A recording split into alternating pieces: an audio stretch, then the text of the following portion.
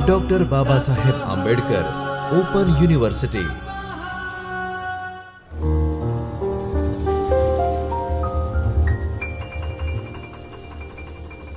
Doctor Baba Saheb Ambedkar open યુનિવર્સિટીમાંથી હું doctor બીના પટેલ ચૈતન્ય studio તરફથી આપનું સ્વાગત કરું છું. આજે આપણે SY BCom અર્થશાસ્ત્રનો વિષય નાણું એટલે કે મની વિશે ચર્ચા કરીશું.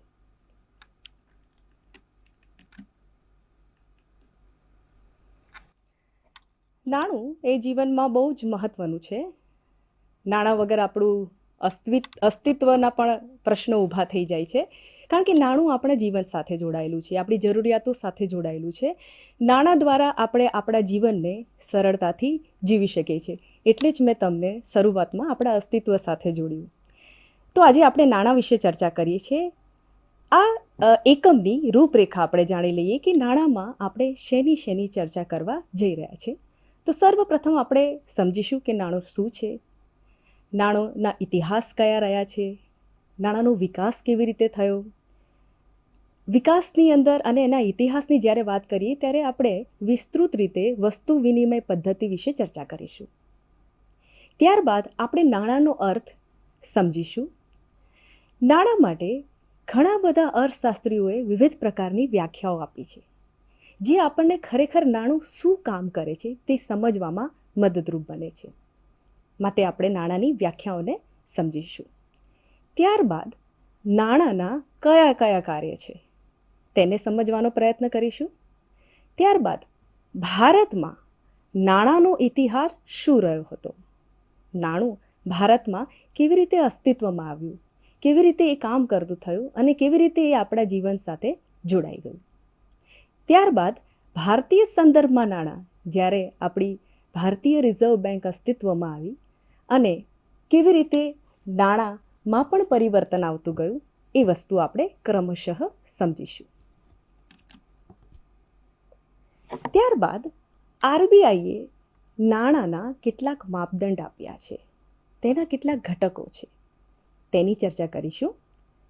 ત્યારબાદ સૌથી મહત્ત્વનો મુદ્દો કે અર્થશાસ્ત્રમાં આપણે નાણાંનો વિષય ભણીએ છીએ તો તેનું શું મહત્ત્વ છે, કેમ નાણું આટલું ઉપયોગી છે, કેમ એનું આટલી બધી મહત્ત્વ છે.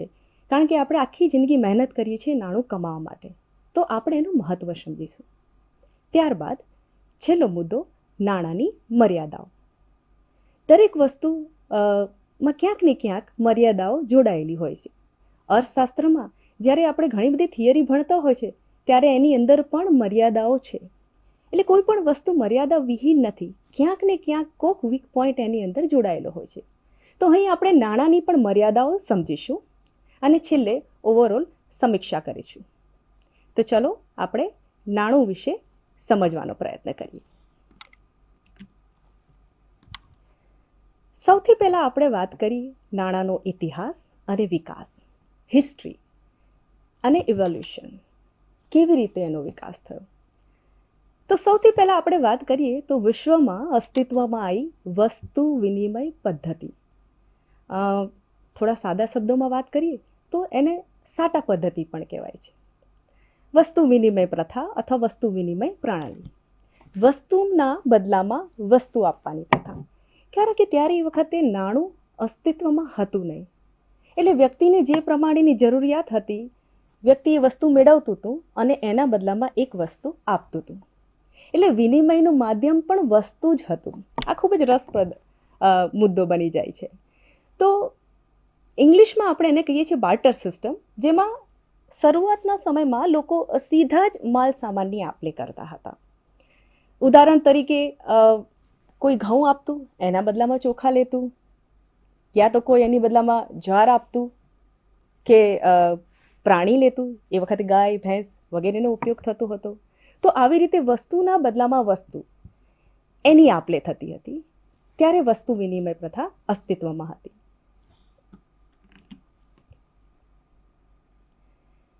બીજી મહત્ત્વની વસ્તુ કે વસ્તુ વિનિમય પદ્ધતિ એ સૌથી જૂની પદ્ધતિ માનવામાં આવે છે. Barter system is the oldest form of commerce, સૌથી જૂની. આપણે જો આજના સમાજની વાત કરીએ તો આધુનિક સમાજમાં નાણું એક ખૂબ જ આર્થિક ગતિશીલ પરિબળ છે અને આર્થિક પ્રવૃત્તિઓનું એ એક ચાલક બળ બની જાય છે. આર્થિક પ્રવૃત્તિઓને એ આગળ લઈ જવામાં ખૂબ જ મદદરૂપ બને છે. તો પ્રાચીન સમયમાં તો માણસ એવું કહેવાય છે કે પથ્થરયુગ જેમ બદલાયો, વ્યક્તિ ગુફામાંથી બહાર આવ્યો, જંગલમાં રહેતો થયો, જંગલમાંથી ધીરે ધીરે એ કૃષિને સમજતો ગયો, એટલે કૃષિનો વિકાસ થયો. કૃષિમાં એ ધીરે ધીરે પારંગત થતો ગયો, સ્વાવલંબી બનતો ગયો, પોતાનું અનાજ જાતે ઉગાડતો ગયો, પોતાની જરૂરિયાત જાતે પૂરી કરતો ગયો. એટલે એવું કહેવાય છે કે એ સમયમાં આમ જોઈએ તો એવી કોઈ વ્યવસ્થાની જરૂર જ જણાતી નહોતી કે વિનિમયનું કોઈ માધ્યમ બને. એટલે નાણાંની ખાસ જરૂર નહોતી. વ્યક્તિની જરૂરિયાત પૂરેપૂરી પૂર્ણપણે સંતોષ થઈ જતી હતી. જેટલી એની જરૂરિયાત હતી એ ઉગાડતો હતો અને મેળવતો હતો. એટલે આમ જોઈએ તો નાણાંની જરૂરિયાત ઊભી નહોતી થઈ. પરંતુ જેમ જેમ સમય બદલાયો, પ્રવૃત્તિઓનો વિકાસ થતો ગયો, વ્યક્તિ સમજતો થયો, તેની અંદર તર્ક જોડાતું ગયું, તે પરિપક્વ થતો ગયો, તો પ્રવૃત્તિઓનો એ પ્રમાણે સાથે સાથે વિકાસ પણ થતો ગયો. એટલે ધીરે ધીરે વસ્તુ વિનિમય પદ્ધતિ એટલે કે સાટા પદ્ધતિમાંથી વસ્તુ વિનિમયની સાથે ધીરે ધીરે નવા નવા મુદ્દા જોડાતા ગયા. પહેલાં લોકો વસ્તુના બદલામાં વસ્તુ આપતા હતા, બરાબર છે, પરંતુ એમાં પણ સ્લાઇટ પરિવર્તન આવે છે. એમાં આગળ એડ થાય છે સ્ટોન મની, એટલે કે ત્યારના લોકો પથ્થરનો ઉપયોગ કરતા હતા. એટલે પહેલાં તો વસ્તુ વિનિમય પ્રથામાં વસ્તુના બદલામાં વસ્તુની આપ-લે થતી હતી. પછી એ લોકો એના વિનિમય માટે પથ્થર લઈને આવ્યા. કેવા આકર્ષક દેખાતા દુર્લભ પથ્થરો, અલગ અલગ કલરના, એને સ્વીકારવામાં આવ્યા. એટલે તમે સમજ્યા, એનું વિનિમયનું માધ્યમ શું બન્યું? પથ્થર બની ગયા. એટલે જેને ઘઉં લેવું છે એ પથ્થર આપીને ઘઉં લેશે. હવે કેટલા પથ્થર આપવા, કયા કલરનો પથ્થર હોવો જોઈએ, કયું એનું કદ હોવું જોઈએ, કયું એનું વજન હોવું જોઈએ, એ મુજબ માપદંડ નક્કી થતું. તો પથ્થરનો ઉપયોગ થતો હતો વસ્તુ વિનિમય પ્રથામાં. એના પછી પીછું ફેધર મની, એનો ઉપયોગ થવા લાગ્યો. એટલે તમે જુઓ કે કેટલાક અમુક દુર્લભ જાતિ અને સમુદાયના લોકો પંખ કે પીછુંને ઉપયોગ કરતા હતા વિનિમય માટે.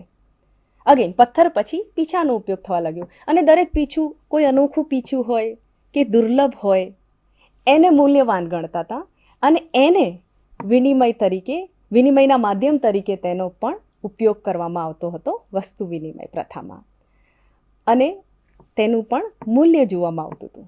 એટલે જે પીછું દુર્લભ હોય, જે અનોખું હોય, એને મૂલ્ય વધારે માપવામાં આવતું હતું, એને આપવામાં આવતું હતું. ત્યારબાદ આવ્યું શંખ એટલે કે શેલ મની.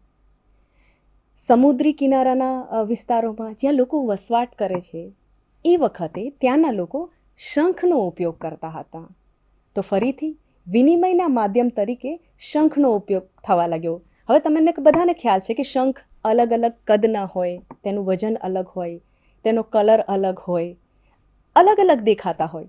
તો આ પ્રમાણે એનો આકાર અને દુર્લભતાના આધારે તેનું મૂલ્ય નક્કી થતું હતું. તો આપણે જોયું કે વિનિમય માટે અલગ અલગ વસ્તુઓનો ઉપયોગ થવા લાગ્યો. સાટા પદ્ધતિની પણ અંદર વસ્તુ વિનિમય પ્રથામાં વસ્તુના બદલામાં વસ્તુ મેળવતા હતા. પણ ધીરે ધીરે એમાં પણ જેમ ક્રમશઃ માનવજાતિ વિકાસ તરફ જરી જાય છે, વિકસતી જાય છે, ધીરે ધીરે એની અંદર વધારે સમજ આવતી જાય છે, પરિપક્વ થતું જાય છે, તો એમાં પણ પરિવર્તન આપણને સમયાંતરે જોવા મળ્યું છે.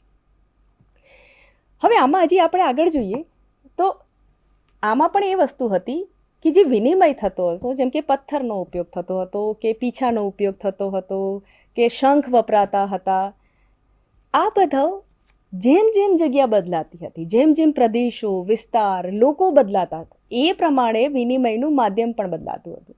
એટલે આમ જોવા જઈએ તો આ બધી જે પણ વસ્તુઓ ઉપયોગ થતી હતી વિનિમયના માધ્યમ તરીકે, એ બધી જગ્યાએ સર્વસ્વીકૃત નહોતી. પ્રદેશે પ્રદેશે એ બદલાતું જતું હતું. પ્રદેશે પ્રદેશે એની ઉપયોગિતા અને એની સમજ મુજબ લોકો વાપરતા હતા. એટલે કોઈ પણ જગ્યાએ આપણે એમ કહી શકીએ કોઈ એક માપદંડ તરીકે ઉપયોગ કરતા હતા એવું નહોતું. એટલે એમાં પણ આપણને અલગ અલગ વસ્તુઓ જોવા મળતી હતી વિનિમય માટે. એટલા માટે એવું કહી શકાય કે એક સર્વ સ્વીકૃત એવા માધ્યમની જરૂરિયાત ઊભી થઈ હતી. હવે એકચ્યુઅલી નાણાં માટે પણ એવું કહેવાય છે કે નાણાંનો આકસ્મિક વિકાસ થયો કે એનો જરૂરિયાત ના આધારે વિકાસ થયો, એ પણ એક થિયરી છે અર્થશાસ્ત્રમાં જેની આપણે ચર્ચા કરીએ છીએ કે ભાઈ જેને જે રીતે જરૂરિયાત ઊભી થઈ, જેને જે ઠીક લાગ્યું એ પ્રમાણે વિનિમયના માધ્યમ તરીકે એમણે વસ્તુઓનો ઉપયોગ કરવાનો ચાલુ કર્યો. એટલે એક સિદ્ધાંત એવું કહે છે કે શું એની આકસ્મિક શોધ થઈ છે, અને બીજો સિદ્ધાંત એવું કહે છે કે કાં તો પછી જેમ જેમ જરૂરિયાત બનતી ગઈ એમ વ્યક્તિ જરૂરિયાતના આધારે વિકાસમાં ધીરે ધીરે આગળ પહોંચતા એ નાણાં સુધી પહોંચ્યો છે. તો ત્યારબાદ ધાતુનો નાણાં તરીકે ઉપયોગ કરવામાં આવ્યો. એટલે તમે જુઓ આગળ જતાં આપણે હિસ્ટ્રીમાં જેમ જોતા જઈએ છીએ એમ ધાતુ વિકલ્પ તરીકે ઉપર આવે છે. ધાતુનો આપણે ઉપયોગ કરીએ છીએ વિનિમયમાં. ત્યારબાદ કાંસા જેવા ધાતુઓનો વિનિમય શરૂ થયો. તો આવી રીતે ધાતુ કાંસુ ક્રમશઃ ધાતુ ચલણ નાણાં તરીકે પ્રસ્થાપિત થઈ જાય છે. હવે આપણે સમજીએ કે એક હોય છે ગરીબ અર્થતંત્ર અથવા તો અવિકસિત અર્થતંત્ર અથવા તો અતિ પછાત અર્થતંત્ર કે જે હજી વિકસ્યું નથી. બીજું છે વિકાસશીલ અર્થતંત્ર, એટલે જે સંપૂર્ણ વિકસિત નથી બન્યું પરંતુ એ વિકાસના પથ પર છે. અને છેલ્લી કેટેગરી છે વિકસિત અર્થતંત્ર, જે પૂર્ણપણે વિકસી ગયું છે. તો જ્યાં ગરીબ અને પછાત અર્થતંત્ર છે કે જ્યાં હજી સુધી વિકાસ શરૂ નથી થયો, ત્યાં હજી આપણે નાણાંની એટલી બધી ચર્ચા નથી કરતા. જો કે અત્યારે વિશ્વ અર્થવ્યવસ્થામાં એવી સ્થિતિ નથી, પણ આ તો આપણે ઇતિહાસની ચર્ચા કરી રહ્યા છે. તો આપણે એમાં જોઈએ કે વિકાસશીલ અર્થતંત્ર જે છે દુનિયામાં, ત્યાં ધાતુ નાણાં અને ત્યારબાદ કાગળ નાણાંનો ઉપયોગ થવા લાગ્યો. ત્યારબાદ પ્લાસ્ટિક અને વીજાણુ નાણું પણ અસ્તિત્વમાં આવ્યું છે, એટલે આપણે એને ઇલેક્ટ્રોનિક મની ટ્રાન્સફર પણ કહી શકીએ. એટલે વિકાસશીલ દેશોમાં તો ધાતુ અને કાગળ નાણાંનો સૌથી વધારે ઉપયોગ થાય છે, કારણ કે ત્યાં અર્થવ્યવસ્થા હજી એટલી સંપૂર્ણપણે વિકસી નથી, પરંતુ વિકાસના પથ પર છે. એટલે ઘણા બધા ક્ષેત્રમાં સારો એવા પ્રમાણમાં આર્થિક પ્રવૃત્તિઓનો વિકાસ થઈ રહ્યો છે. એટલે ત્યાં ધાતુ, કાગળ નાણાં, પેપર મની વગેરેનો ઉપયોગ થવા લાગ્યો છે. જ્યારે આપણે વિશ્વના વિકસિત દેશોની વાત કરીએ તો ત્યાં ક્રેડિટ કાર્ડ, વીજાણુ એટલે કે internet banking, online payment, online ખરીદી, ઓનલાઈન વેચાણ, આ બધી વસ્તુ વિકસિત દેશોમાં ખૂબ જ મોટા પાયા પર થાય છે. તો પરિવર્તન થતાં આપણે ધાતુ નાણાં પણ અને પ્લાસ્ટિક મની પર આવીને પહોંચી જઈએ છીએ. ધાતુ નાણાંની આપણે વાત કરતા હતા. ધાતુ નાણાં એટલે મેટાલિક મની. સો ધાતુ નાણાંમાં સિક્કા વપરાયા. આપણે હજી હિસ્ટ્રીમાં જ ચર્ચા કરી રહ્યા છે. તો ધાતુ નાણાંમાં હવે કયા ધાતુ, કઈ મેટલ જેનો ઉપયોગ કરવો વિનિમયના માધ્યમ તરીકે, તો સૌ પ્રથમ સોનાનો ઉપયોગ થવા લાગ્યો. હવે સોનું વિનિમયના માધ્યમ તરીકે ઉપયોગમાં આવવા લાગ્યું, પરંતુ થોડી આમાં સમસ્યા એ ઊભી થઈ, કારણ કે લોકોને ખબર હતી કે સોનું એ ખૂબ મહત્ત્વની ધાતુ છે.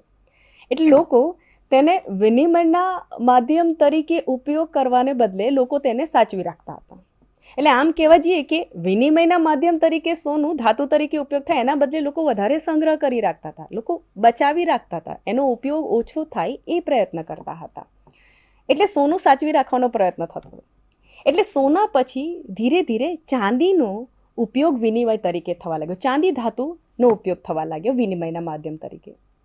ફરીથી ચાંદી એ મૂલ્યવાન ધાતુ બની રહે છે, એટલે લોકોએ ચાંદીને પણ સાચવવાનું ચાલુ કરી દીધું.